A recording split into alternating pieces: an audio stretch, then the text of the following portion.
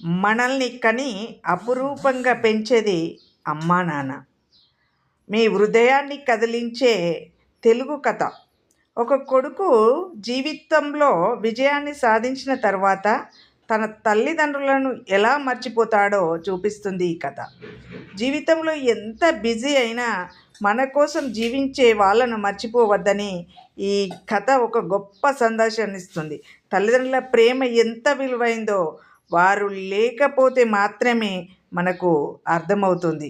మరి ఆ ఇద్దరి కోసము చెప్పే ఈ కథ మన జీవితంలో ఎంత పెద్దవాళ్ళం అయిపోయినా మన కోసం కన్నీళ్లు పెట్టే ఇద్దరు మనుషులు ఉంటారు. కానీ వాళ్ళు లేని రోజు మన విజయానికి అర్థమే ఉండదు. మరి ఆ ఇద్దరి కోసం మనం ఏం చేస్తున్నాం అనేది ఈ కథ. ఒక చిన్న గ్రామంలో పచ్చని పొలాలు, ప్రశాంతమైన జీవితం. అక్కడ రామయ్య అనే రైతు ఉండేవాడు. అతని భార్య లక్ష్మి, మరి వారి ఒక్కగానొక్క కొడుకు రాజు. రామయ్య చాలా సాధారణ వ్యక్తి, కానీ అతని కళ మాత్రం చాలా పెద్దది. అతని ఊరు ఎంత విశాలమైందో, ఎంత ప్రశాంతమైందో అతని కళ కూడా అంత గొప్పది.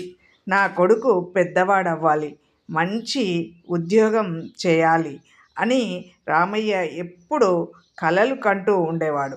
రాజును చదివించడానికి రామయ్య తన జీవితాన్ని త్యాగం చేశాడు. పొలంలో కష్టపడి అప్పులు తీసుకొని తాను తినకుండా కొడుకుకు మంచి ఆహారం పెట్టేది. లక్ష్మి కూడా బంగారు గొలుసు అమ్మేసేది. అతని కష్టము అంతా కూడా తన కొడుకు గొప్పవాడవ్వాలని, ఏ చెమట చుక్కనైనా తన కొడుకు కోసమే అని భావించేవాడు. మన కొడుకు భవిష్యత్తు కోసం బాగా కష్టపడాలి అనేవాడు. రాజు కూడా బాగా చదివాడు. తల్లిదండ్రుల ఆశలకు అనుగుణంగా గ్రామంలో అందరికీ గర్వకారణంగా ఎదిగాడు. మంచి ఉద్యోగము సాధించాడు. కొన్ని సంవత్సరాల తర్వాత రాజు నగరానికి వెళ్ళి మంచి ఉద్యోగం సంపాదించాడు. మొదట్లో ప్రతిరోజు ఫోన్ చేసేవాడు, ప్రేమగా మాటలు మాట్లాడేవాడు. అంతేకాదు, ఇంటికి డబ్బులు పంపడం రామయ్య గర్వంగా చెప్పేవాడు, నా కొడుకు ఎదిగాడు అని. కానీ తర్వాత నా కొడుకు పెద్దవయ్యాడు అని మురిసేవాడు. కానీ కొంచెం కొంచెంగా ఫోన్లు తగ్గాయి, మాటలు తగ్గాయి, డబ్బులు తగ్గాయి. బిజీ నాన్న, తర్వాత మాట్లాడుతా అని చెప్పేవాడు. అతని యొక్క మురిపం కొద్ది కొద్దిగా తగ్గిపోతుంది. రోజులు గడిచాయి, వారాలు గడిచాయి. ఇప్పుడు రాజు ఫోన్ కూడా చేయడం మానేశాడు. లక్ష్మి ప్రతిరోజు తలుపు దగ్గర కూర్చుని ఎదురు చూస్తుంది, ఎప్పుడో ఒకసారి వస్తాడేమో నా కొడుకు. రామయ్య మాత్రం బయటకు చూపించకపోయినా లోపల చాలా బాధపడుతున్నాడు. అతను మురిపం అనేది బాధగా మారింది. ఒకరోజు రామయ్యకి తీవ్ర జ్వరం వచ్చింది.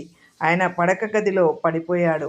నాకు రాజుతో మాట్లాడాలని ఉంది అని పదే పదే అడిగాడు. పక్క వాళ్ళు ఫోన్ చేశారు, కానీ రాజు ఫోన్ ఎత్తలేదు. మళ్ళీ ప్రయత్నించారు, ఫోన్ ఎత్తలేదు. స్విచ్ ఆఫ్గా వచ్చింది. కొన్ని గంటల తర్వాత రామయ్య కన్నుమూశాడు.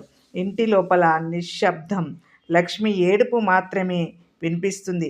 ఆయన లక్ష్యము, ఆయన కళ, ఆయన యొక్క మురిపము, తన కొడుకు అక్కడ లేడు. లక్ష్మి ఏడుపు మాత్రమే వినిపిస్తుంది.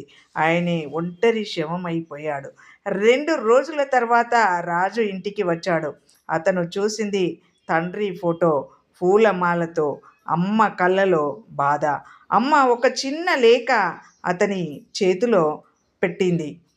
నువ్వు చాలా పెద్దవాడివయ్యావు బాబు, కానీ మమ్మల్ని మర్చిపోయావు. నువ్వు మా ప్రాణం, నీవు మా బాధపడకూడదు. మీ పిల్లలకు చెప్పు, వాళ్ళు మిమ్మల్ని మర్చిపోకూడదు. మీరు బాధపడితే మేము భరించలేమని ఆ లేఖ సారాంశం.